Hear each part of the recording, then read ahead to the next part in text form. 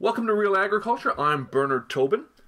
Today we're going to talk about perceptions of Canadian agriculture and food.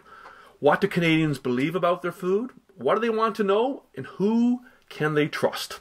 To talk about all this, we're joined by Crystal Mackay, who's the CEO of Farm and Food Care Canada. Welcome, Crystal. Thanks, Bern. Hey, it's great to have you. Now, you're on the road. You're heading to Ottawa this week for the Public Trust Summit, where you're releasing research on Canadian food issues and perceptions. Tell us what you're up to. Well, it's an exciting week. Farm and Food Care Canada will be announcing a new division of our company, which will be called the Canadian Centre for Food Integrity. And the purpose of the Canadian Centre for Food Integrity will be to help our own food system have a better understanding of what it takes to build trust in food and farming, which will be kicked off with, beginning with the end in mind, what does Canadians actually think about our food and farming? Awesome. So, hey, today we live in a society where very few people farm. You know, they know little about their food, where it comes from, how it's produced, but they want to know, they're looking for information sources or people they can trust. And from what I've seen from your research, it really starts with trust. Absolutely. If you just think about yourself, anybody who eats, if what you put in your body and what you feed your children, it's really personal, really important decisions. And the average Canadian, they Google it. They're not really sure. There's a lot of conflicting information. So they are absolutely looking for trusted sources, people that are believable, authentic, and not going to lead them astray. Now, farmers, get involved in a lot of conversations about modern agriculture, how they farm, and sometimes those are difficult discussions a lot of time, and people, they can be tough discussions. But in your research, it really shows, I think, that you really have to start with shared values. That's how you can build trust and confidence. Talk about that. How does that work? Well, the key is to connect with people on what's important to them and what you share in common with them. So, for example, if somebody asks you a question about an environmental practice, starting your answer with, "Thank you so much for asking. Our goal as farmers is to leave the environment in better shape for my kids than when I started this farm." So right away you connect with them to say, "Hey, thanks. Environment's important to me too. Safe food is important to me too. My kids eat the same food your kids eat. Animal care is important to me. Thank you for asking. I get up 365 days a year to care for my animals."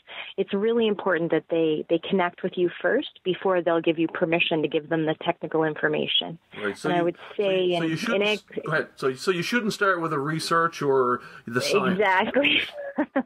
Yeah. So and typically, we're pragmatic people in farming, and we have a lot of information, and so we want to get right into the hows and the whys and the details and give people a PhD in farming. And you just really got to keep it simple and start with showing you care first, and then get into some details. Now, I want to talk specifically about 3 or 4 points in the research, but tell us a little bit about the research overall, and the history of it, and where it comes from. Yeah. Well, it's very exciting. Becoming the Canadian Centre for Food Integrity, which is a division of a U.S. organization, the U.S. Centre for Food Integrity, which started way back in 2007. So this research is really unique in that we'll have a North American perspective, which, as you know, we're an export country. America is big trading partners of ours. We also have a huge media influence from the U.S., so it'll be really important for our food system and farm leaders to understand the differences between Canada and the U.S. So it's a real deep dive into not just attitudes and perceptions, but the model to say, what does it actually take to build trust in different topics like food safety or animal welfare? Now, there's a lot here, and we're going to have a few conversations over the coming months, and we'll dive into it. But a couple of things to kick us off today, and that is a couple of interesting trends. And I guess the first one is that 61% of Canadians have a positive view of Canadian agriculture, up from 41% in 2006. What's happening here?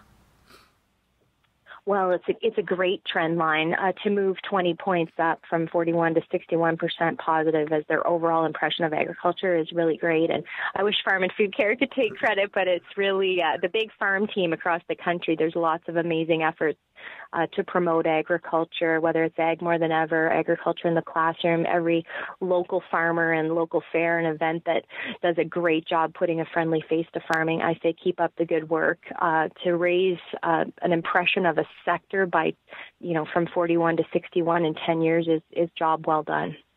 Now, you've been asking, I guess, successive questions over 10 years and tracking some trends. And it's Yes. interesting that one thing the survey continues to enforce is how little people know about farming. And in 2016, the information you're releasing now, the survey shows that 93% of Canadians know little or nothing about farm practices. What does that tell us about, I guess, the challenge ahead here? Well, it's really important context. I mean, if the steel industry was doing a survey about, asking me, do I know about steel manufacturing, I would say I know nothing, but I drive a car every day. I just think it's a really important context for people in agriculture to remember that the average person eats. They want us to care for animals. They want us to care for the environment. They want healthy, affordable food, but they don't have a lot of technical knowledge. So going back to our earlier comment about connect with values first, showing you care about those things too, and then give them some information, but you don't need to get into the PhD level stuff. Now, Crystal, there's a lot of good information, a lot of good perceptions in this report, but I guess there's a couple of challenges here, especially when it comes to animal welfare and the environment. I would say, like every report card, it's hard to get straight A's. And the two areas that I would say we've got needs improvement, the one is, as an example, only 29% of Canadians believed that Canadian farmers are good stewards of the land. That's not a passing grade. It's not high enough. And so those of us who work in communications and everybody that's passionate about caring for their land need to step up. And we are doing a lot of heavy lifting and great work for the environment, but people don't seem to know that or recognize it. So that's one. Between now and the next survey, we need to do our homework and get a better mark on. The other area is in animal welfare. We definitely have seen a dip in trust in farmers related to animal welfare in the last few years. And the fact that only 27% of Canadians believed that undercover videos were not typical farm practices is another definitely big needs improvement on the report card that all of us need to take seriously. Now, we talked about the need, I guess, to find trusted sources. And it looks like from your research that farmers are at the top, almost at the top of the scale. 69% of Canadians have a favorable impression of farmers, up from 61% just 4 years ago. I mean, what should farmers take from that? Well, again, similar with the trend line on overall impression of agriculture, this is a record high in our 10 years of trending of the most warm and favorable impression of farmers over doctors and nurses and over even family and friends, I guess, depending on who your family is. Mm-hmm. But great job to farmers, again, and all the associations and efforts that have been putting a face to farming across our country. It's just really enforced the fact that the Canadian public has a warm, favorable impression of Canadian farmers. And I think that's something that our food industry partners on restaurant and retail are just starting to understand, and some of them are capitalizing on it, and others are finding out that don't underestimate the support Canada has for our farmers.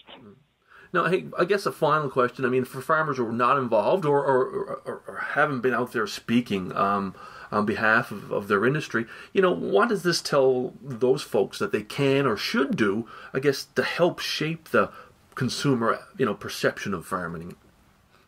I think, every individual has to think a little bit about their role in terms of, the positive impressions and trust in agriculture and why it's really important to maintain social license by having trust with our next door neighbors, right through to our town council, municipal, provincial, federal politicians, and our biggest food industry customers.